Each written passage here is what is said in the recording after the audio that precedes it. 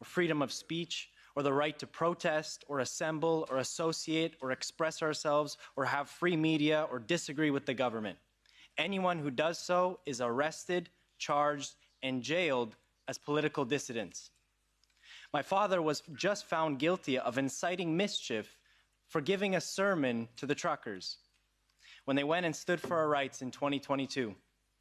A Christian sermon that referenced the solidarity movement was criminal in our government's eyes. A charge that has a penalty of up to 10 years in prison. This case sets a precedent to all Canadians and the world if you allow this to happen, that anybody, including politicians and media, do not have the freedom to say or express what they have on their hearts for fear that what they say is mischief and could be liable to prison. I myself have been charged for preaching and reading the Bible publicly because the government claims the Bible isn't inclusive and is hateful. This is what the Canadian government is doing to us. In my father's case, the Crown prosecutor, and I believe in naming names because our oppressors do not get away with this without being named and shamed. So the Crown prosecutor, Stephen Johnston, and Judge Gordon Crink claimed that when Pastor Arthur, my father, referenced the solidarity movement in his 19-minute sermon, it was an act of mischief against the government. The very solidarity movement that this parliament reveres and has placards about all over the building. The peaceful movement that broke the Iron Curtain and repelled the communist hold on Europe. The movement the Canadian government condemns and says is unacceptable.